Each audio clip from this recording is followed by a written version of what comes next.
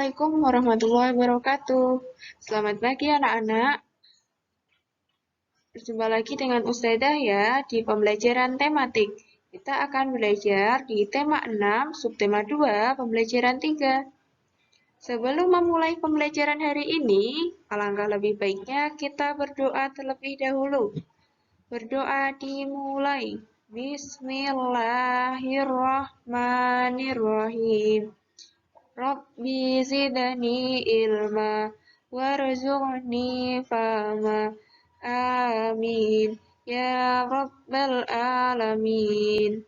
Alhamdulillah, anak-anak sudah berdoa ya bersama Ustazah sebelum memulai pembelajaran hari ini. Sekarang anak-anak bisa simak baik-baik ya video penjelasan dari Ustazah. Di pembelajaran 3 ini, kalian akan mempelajari tentang langkah-langkah menulis puisi ya.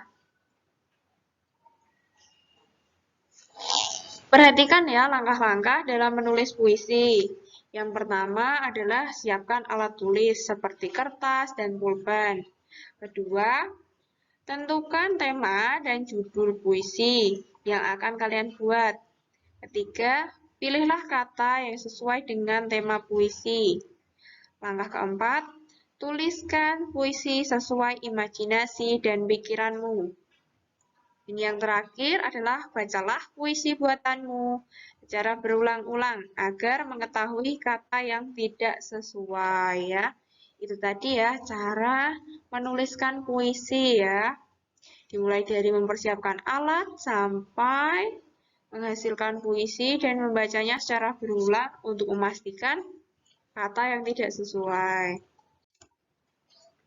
Pembelajaran 3 ini kalian juga akan belajar tentang manfaat sumber daya alam bagi kehidupan.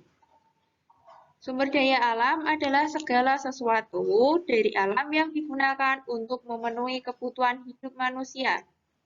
Sumber daya alam dibedakan menjadi dua ya, sumber daya alam yang dapat diperbarui dan sumber daya alam yang tidak dapat diperbarui. Sumber daya alam yang dapat diperbarui, misalnya ya, ada sayur-sayuran yang merupakan manfaatnya untuk bahan pangan sehari-hari, komoditi yang memiliki nilai ekonomi, bahan baku berbagai olahan makanan. Selain sayuran juga ada hewan ternak ya, misalnya sapi, kerbau ya, itu juga termasuk sumber daya alam yang bisa kita manfaatkan. Diambil dagingnya atau susunya, tenaganya untuk membajak sawah, kotorannya dijadikan bahan pupuk ya. Masih banyak lagi ya sumber daya alam yang dapat diperbarui selain sayuran atau tanaman dan hewan. Misalnya sapi, kambing, kerbau itu ya. Ada air, ada tanah, juga itu termasuk sumber daya alam yang dapat diperbarui. Sedangkan sumber daya alam yang kedua adalah sumber daya alam yang tidak dapat diperbarui ya. Sumber daya alam yang akan habis atau rusak jika kita tidak menjaganya ya. Sumber daya alam yang tidak dapat diperbarui. Misalnya ada batu bara sebagai bahan bakar untuk alat transportasi, bahan baku industri baja, sumber energi pembangkit listrik. Lalu contohnya lagi ada minyak bumi sebagai bahan bakar untuk mesin kendaraan, bahan baku pembuatan plastik, bahan baku pembuatan pelumas. Nah, agar sumber daya alam di sekitar kita bisa cepat habis dan rusak, kita harus melestarikannya ya. Tidak boleh merusaknya. Apa saja hal-hal yang dapat menyebabkan kerusakan sumber daya alam? Di antaranya ada penebangan pohon secara liar. Nah, kalau pohon-pohon ditebang, berarti tanamannya habis ya. Dan hutannya gundul, kemudian hewan-hewan yang ada di hutan itu pada lari ya, tidak punya tempat tinggal. Yang kedua, penangkapan hewan langka. Hewan-hewan langka itu seringkali sekarang ditangkap ya, diperjualbelikan. Padahal itu dapat merusak ekosistem dan kerusakan sumber daya alam. Penangkapan ikan dengan pukat harimau. Nah, penangkapan ikan dengan pukat harimau ini termasuk jenis eksploitasi yang berlebihan ya. Di laut lepas, biasanya kapal-kapal besar itu menangkap ikan menggunakan pukat harimau. Pukat harimau itu seperti jaring besar yang mengambil seluruh ikan, baik ukuran ikannya itu masih kecil ataupun yang sudah besar, tertangkap jaring semua. Sehingga hewan-hewan laut ataupun ikan-ikan yang ada di laut itu diambil semua habis. Nanti yang penghuni lautnya yang menjaga ekosistemnya tidak ada ya. Menjadi ekosistemnya tidak seimbang, sumber daya alamnya rusak ya. Berikutnya ada pembuangan sampah yang sembarangan. Nah, sampah yang dibuang dengan sembarangan ini bisa mengakibatkan kerusakan sumber daya alam, salah satunya tanah. Ya, apabila tanahnya tercemar, air yang ada di sekitarnya pun bisa ikut tercemar. Hewan-hewan pun bisa ikut mati karena tumbuhan tidak dapat tumbuh di atas sampah-sampah yang tidak dikelola dengan baik, apalagi sampah yang dibuang sembarangan, sampah-sampah non-organik atau anorganik ya. Pembelajaran 3 ini kalian juga belajar tentang pentingnya persatuan dalam keragaman.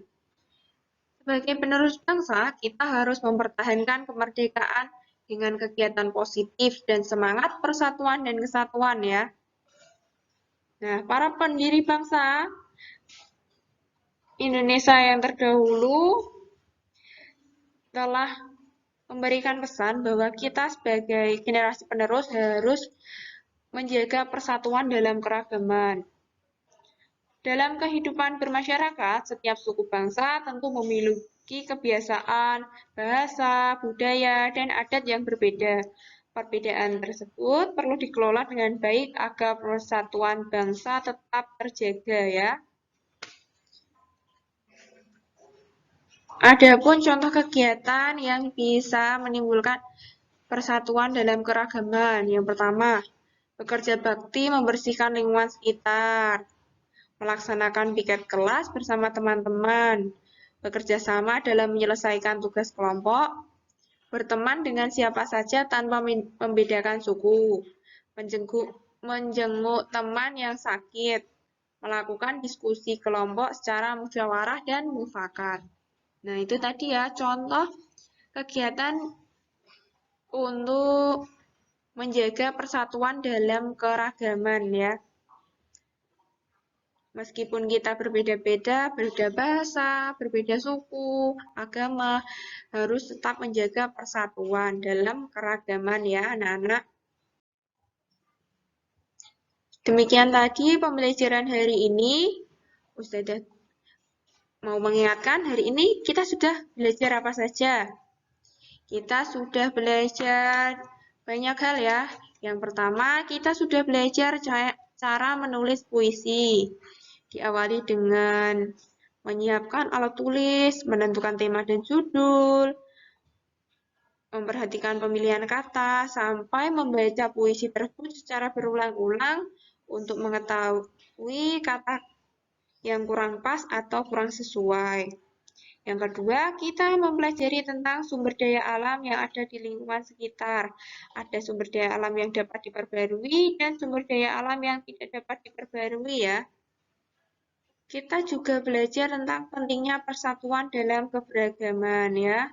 Dalam kehidupan bermasyarakat, setiap suku bangsa tentu memiliki kebiasaan, bahasa, budaya, dan adat yang berbeda. Perbedaan tersebut perlu dikelola dengan baik agar persatuan bangsa tetap terjaga.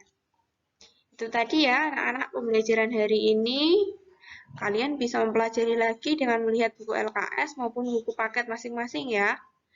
Sekarang Ustazah tutup pembelajaran hari ini dengan bacaan Alhamdulillahirabbil alamin.